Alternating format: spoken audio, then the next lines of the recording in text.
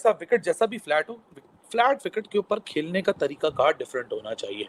और शायद मैं सुबह से आप लोगों को बोल रहा हूँ फ्लैट विकेट सब लगे हुए, पर रिजल्ट आएगा। अब ये आप इंतजार करें, पाकिस्तान खेल रहा है, रिजल्ट आएगा। और credit goes to G curator, जिसने बहुत टॉप क्लास पिच बनाई है। अभी तक तो बहुत टॉप क्लास है। मुझे लगता है कि इस मैच के बाद कोई ना कोई फास्ट बॉलर अनफिट जरूर होगा। तो है वो ऐसे लग रही है जैसे कि बैटिंग सर्विस है, मगर अभी बहुत क्रिकेट बची हुई है। और ये मत भूलिए कि पाकिस्तान सेकंड इनिंग्स में उस तरह की बैटिंग नहीं कर रहा है ऑफ लेट जैसे कि करनी चाहिए। कि फ्लैट पिचेस बनाओ, फ्लैट पिचेस की वजह से पाकिस्तान को बहुत ज़्यादा फ़ायदा होगा, जो कि आज नज़र भी आया।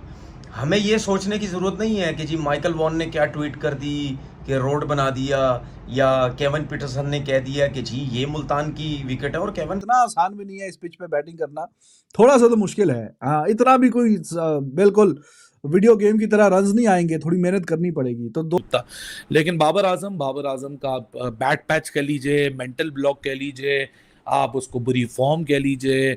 बहुत सारे लोग हालांकि कमेंट्री के अंदर रमीज राजा आज इस विकेट के फायदे बता रहे थे कि अगर आपके पास टेक्निकल डेफिशिएंसी हो तो इस विकेट के ऊपर टेक्निकल डेफिशिएंसी का कोई फर्क नहीं पड़ता, कोई मायने नहीं रखता, क्योंकि शान मसूद उस वक्त 150 पे रीच अप कर रहा था। तो रमीज राजा के अकॉर्डिंगली टेक्निकल डेफिशिएंसी अगर शान मसूद के अंदर है भी तो कोई फर्क नहीं पड़ता। इस विकेट ने सब टेक्निकल डेफिशिएंसी को न्यूट्रलाइज कर दिया।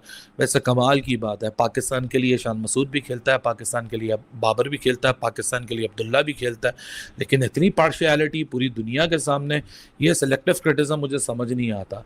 अब जब बाबर आए तो फिर बाबर के लिए भी अब क्या रमीज राजा कल आके बोलेंगे कि टेक्निकल डेफिशिएंसी मायने नहीं रखती, बाबर अपनी गलती की वजह से आउट हो गए। लेकिन नहीं, नुकसान पाकिस्तान का है, क्योंकि जाहिर सी बात है बाबर स्कोर नहीं करेंगे, पाकिस्तान को नुकसान होगा। पाकिस्तान क्रिकेट टीम की बॉडी लैंग्वेज में फ़र्क आ जाता है। बाबर बड़ा प्लेयर है, लेकिन ये जो हमारे यहाँ पार्शियलिटी करते हैं ना, ये हमारे फॉर्मर क्रिकेटर जिसमें रमीज राजा भी शामिल हैं, तनवीर अहमद भी शामिल हैं, इनको दूसरे के रन्स बुरे लगते हैं और सिर्फ बाबर के रन्स अच्छे लगते हैं। और इतनी पार्शियलिटी अगर आप करेंगे, वो भी कमेंट्री के अंदर जहाँ पूरी दुनिया आपको सुन रही है, फिर तो वो ज्यादती हो जाएगी। मतलब जितनी पाटला पिच बनाई है ना, और डर लग रहा है पाकिस्तान के बॉलर्स से कि अल्लाह ना करे कोई अनफिट हो जाए। ये वो वर्डिंग बोल रहा हूँ, जो पिच देखी है उस पर देख के बड़ा तकलीफ हुई है जी। बड़ी ज़बरदस्त पार्टनरशिप जी, 243 रन की बिटवीन अब्दुल्ला शफीक और शान मसूद कप्तान।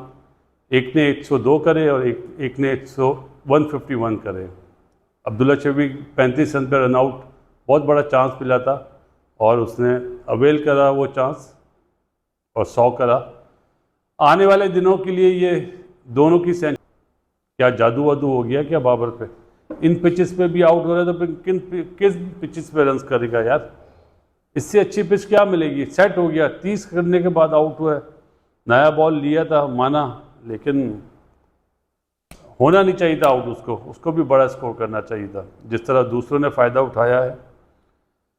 क्योंकि जैसे जैसे घास कटेगा इस पिच पे, वैसे वैसे वेरिएशंस आएंगी, वैसे वैसे गेंद स्पिन करेगा, ज्यादा करेगा, ऊपर नीचे भी बॉल रहेगा और बैटिंग जो है इतनी आसान नहीं रहेगी। सो ये प्रिडिक्ट कर देना कि ये पिच एक रोड है और इसी तरह से खेलती रहेगी, आई थिंक अभी बहुत जल्दी है ऐसी असेसमेंट करना। हाँ, बैटिंग कंडीशंस बहुत अच्छी थी, घास भी था, अच्छी पिच है ये बैटिंग के पॉइंट ऑफ व्यू से, और लकी रहे शान मसूद के उन्होंने टॉस जीत। पीटरसन तो वैसे भी पाकिस्तान में आके बहुत क्रिकेट खेल चुके हैं, तो उनको पता होना चाहिए कि यहाँ की पिचेस किस किस्म की होती है। यही इंग्लैंड की जो प्लेयर्स हैं, ये जब इंडिया से वाइट वॉश हुए थे, बहुत बुरा हारे थे, तो उस टाइम भी ट्वीट यही करते थे कि यार क्या विकेट बना दी, रोड बना दिया, ब्रेक हो रहा है, खेला नहीं जा रहा। तो मेरा भी यही सवाल है माइकल वॉन से और केविन पीटरसन से कि भाई जब आपकी कंडीशंस में जब टीम जाती है तो आप अपनी कंडीशंस की विकेट पिचेस बनाते हैं ना, जहाँ पे बॉल स्विंग सीम होता है, बैट्समैनों को समझ ही नहीं आती, तो हर कोई अपनी कंडीशंस के हिसाब से बनाता है।